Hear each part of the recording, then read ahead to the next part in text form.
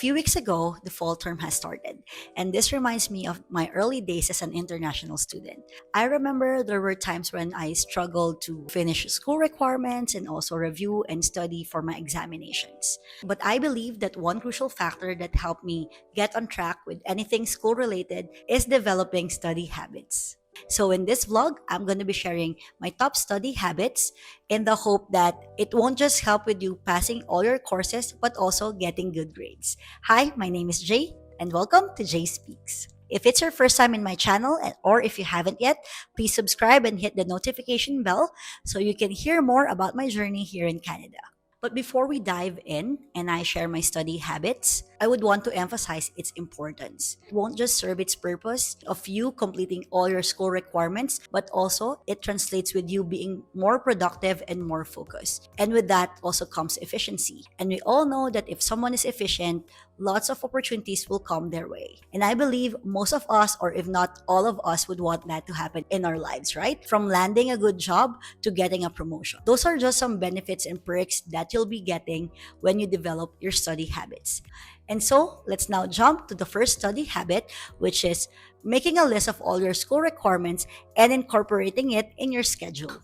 If you've watched my previous vlog on avoiding burnout, I've mentioned there the importance of organizing your schedule and sticking to it. And I also put that into practice in this study habit. So what I normally do is I have this whiteboard.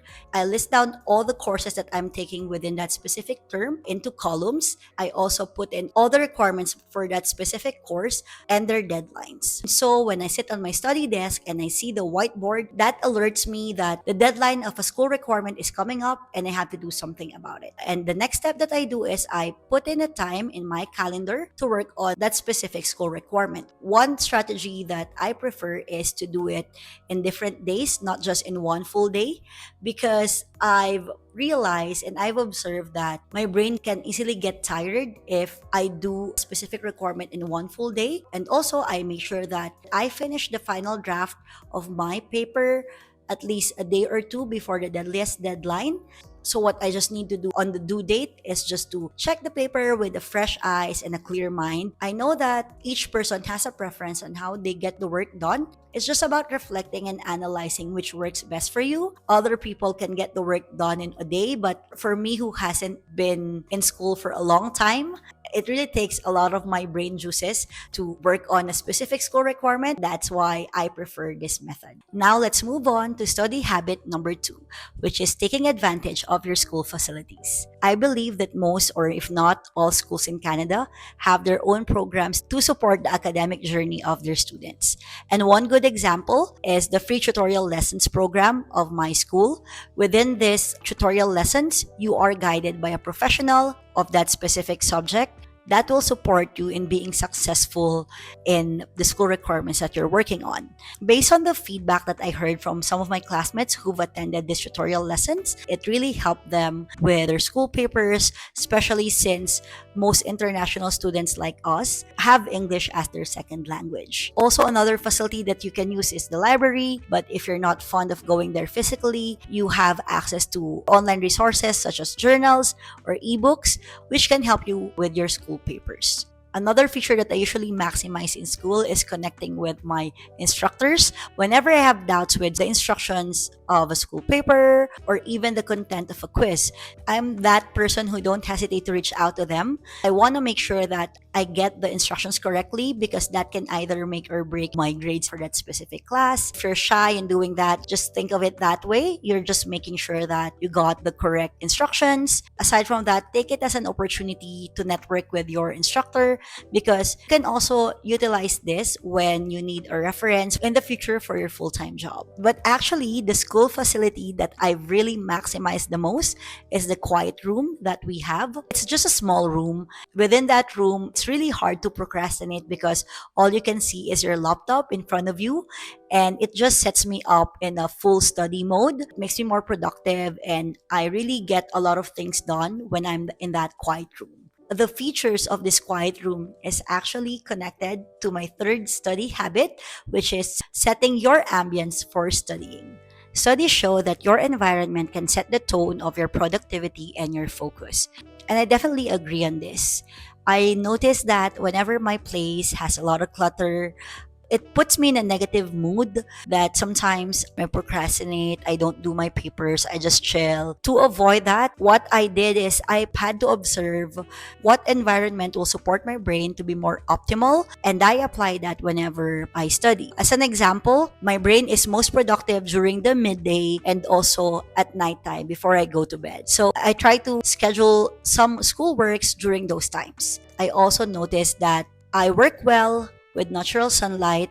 And so I had to reorganize this room and make sure that my desk faced the sun. It boosts my productivity, makes me more efficient, stimulates the creative juices in my brain, if that makes sense. Sometimes I also find listening to jazz music soothing. I make sure that the room that I'm in has all these factors. It does the magic for me. It sets me in a study mode. And because of that, I'm able to finish my school requirements on the time that I've allotted. Another important thing that I would stress is I limit distractions. Whenever I know that I have to focus in reviewing for an examination, I try to keep my phone away or I put it in do not disturb mode. That way, I'm just thinking about the task ahead. There's nothing blocking my brain to understand the concepts that I'm reviewing, and that really allows me to just be more efficient. Now, before we move on to the last study habit, if you're liking this video, please give me a thumbs up. Also, if you would want to share your own study habits, feel free to do so in the comment section below. I will be happy to read it. And if you have any insights or comments or even questions about this content, you can also leave them in the comments and I'll try to reply to that. Now, on to the last study habit.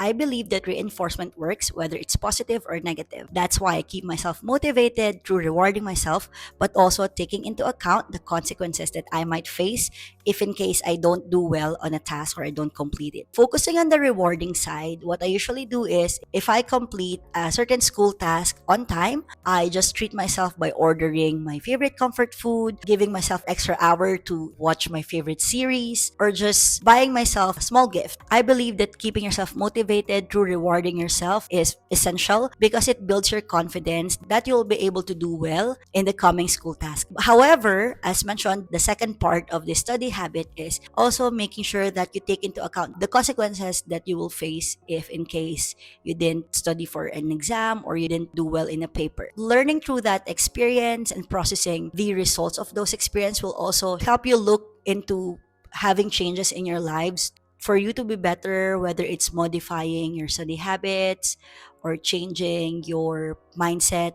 Those are the things that you can work on when you use this kind of negative reinforcement. Both positive and negative reinforcements are important. You should find the balance on how you'll use them. Using both reinforcements will just show that you love yourself enough to know what's good for you, what's bad for you, what works for you in terms of studying and also in other components of your life.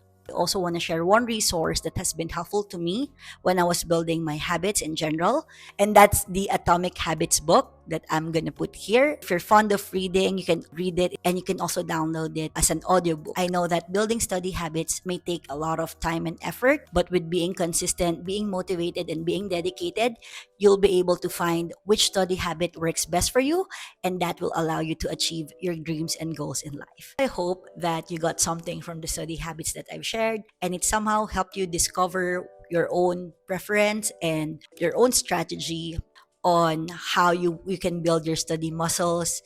And also, I hope that it inspired you to be more confident, keep yourself motivated, and go and reach for that goal, whether that goal is to pass your course requirements, graduate with flying colors, or of course, your goals after school. That's the end of this vlog. I'm Jay, and this is Jay Speaks. Till next time.